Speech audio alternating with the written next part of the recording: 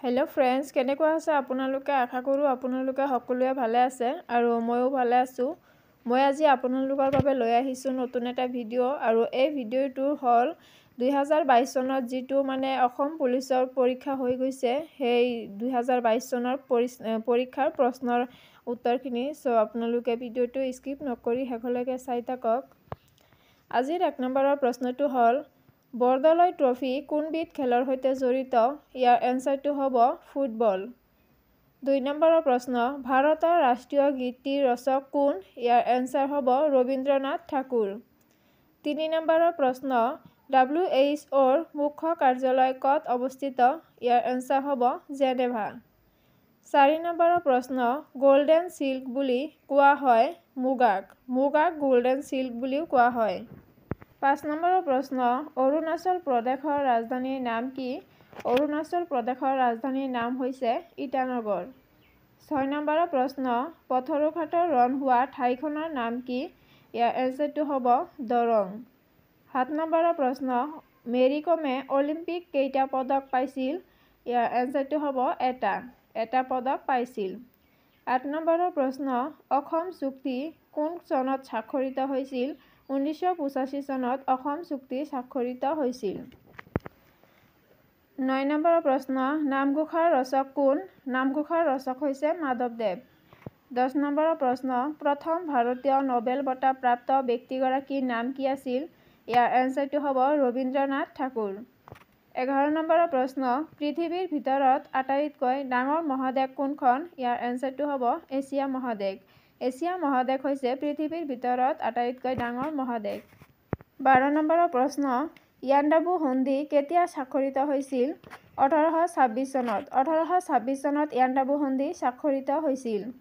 13 নম্বৰৰ প্ৰশ্ন কোন চনত অসমত বৰ ভূমিকম্প হৈছিল 1950 চনত অসমত বৰ ভূমিকম্প হৈছিল 14 নম্বৰৰ প্ৰশ্ন ভাৰতৰ উচ্চতম ন্যায়ালয় ক'ত অৱস্থিত ভাৰতৰ উচ্চতম ন্যায়ালয় দিল্লীত অৱস্থিত 15 নম্বৰৰ প্ৰশ্ন অসম কেশৰী বুলি কোনজন কবিক কোৱা হয় অসম কেশৰী বুলি অম্বিকাগিৰি ৰায়চৌধুৰীক কোৱা হয় 16 নম্বৰৰ প্ৰশ্ন ৰামায়ণৰ লিখক কোন ৰামায়ণৰ লিখক হৈছে বাল্মীকি 17 নম্বৰৰ প্ৰশ্ন 1 মিলিয়নত কিমান 1 মিলিয়নত 10 লাখ 18 নম্বৰৰ প্ৰশ্ন আহোমে মোগলক কোন চনত শৰাইঘাটৰ যুদ্ধত পৰাস্ত কৰিছিল আহোমে মোগলক 1671 চনত শৰাইঘাটৰ যুদ্ধত পৰাস্ত কৰিছিল 19 নম্বৰৰ প্ৰশ্ন সতী সাধিনী কোন বংশৰ ৰাণী আছিল সতী সাধিনী চুতীয়া বংশৰ ৰাণী আছিল 20 নম্বৰৰ প্ৰশ্ন উমানন্দ মন্দিৰত কাৰ পূজা কৰা হয় উমানন্দ মন্দিৰত শিৱৰ পূজা কৰা হয় 21 নম্বৰৰ প্ৰশ্ন জয়মতী ছবিৰ পৰিচালক কোন জয়মতী ছবিৰ পৰিচালক হৈছে জ্যোতিপ্ৰসাদ আগৰৱালা 22 নম্বৰৰ প্ৰশ্ন এখন থানাৰ ওসি কি বেংকৰ হ'ব পাৰে এখন থানাৰ ওসি উপ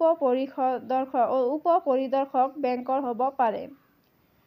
23 নম্বৰৰ প্ৰশ্ন 2022 চনত বিশ্বকাপ ফুটবল ক'ত হৈছিল 2022 চনত বিশ্বকাপ ফুটবল কাটাৰত হৈছিল সো ফ্ৰেন্ডস ইয়াৰ মাজতে এটা কথা কওঁ মই মানে যিখিনি প্ৰশ্ন দিও তাৰ এটাও মানে অপচন নিদিও অপচন নিদিয়াকে অকল এনসাৰটোহে দিও 24 নম্বৰৰ প্ৰশ্ন আনন্দ মঠৰ লিখক কোন আনন্দ মঠৰ লিখক হৈছে বঙ্কিম চন্দ্ৰ চেটাৰ্জী 25 নম্বৰৰ প্ৰশ্ন ভাৰতীয় জাতীয় কংগ্ৰেছ কোন চনত গঠিত হৈছিল 1885 চনত ভাৰতীয় জাতীয় কংগ্ৰেছ গঠিত হৈছিল 26 নম্বৰৰ প্ৰশ্ন মাৱৰমতী আশ্ৰম কোনখন ঠাইত অৱস্থিত আহমেদাবাদত অৱস্থিত 27 নম্বৰৰ প্ৰশ্ন 56 সংখ্যক জ্ঞানপীঠ বঁটা কোনে লাভ কৰিছিল ইয়াৰ এনসাৰটো হ'ব নীলমণি ফুকন 56 সংখ্যক জ্ঞানপীঠ বঁটা নীলমণি ফুকনে লাভ কৰিছিল 28 নম্বৰৰ প্ৰশ্ন ভাৰতীয় সেনাৰ শ্লোগানটো কি ভাৰতীয় সেনাৰ শ্লোগানটো হৈছে সেৱা পৰম ধৰ্ম 29 নম্বৰৰ প্ৰশ্ন কলিয়া ভোমৰা দলঙে কোন দুখন ঠাইক সংযোগ কৰিছে কলিয়াবৰ আৰু তেজপুৰ 30 নম্বৰৰ প্ৰশ্ন হালধীয়া চৰায়ে বাওধান খায় লিখক কোন ইয়াৰ এনসাৰটো হ'ব হোমেন বৰগোহাঁই হালধীয়া চৰায়ে বাওধান খায় ইয়াৰ লিখক হৈছে হোমেন বৰগোহাঁই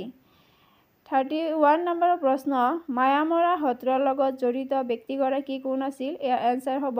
অনিৰুদ্ধদেৱ। অনিৰুদ্ধদেৱ মায়ামৰা সত্ৰৰ লগত জড়িত আছিল। 32 নম্বৰৰ প্ৰশ্ন গাৰো খাচী জয়ন্তীয়া প্ৰধানকৈ কোনখন ৰাজ্যত পোৱা যায়?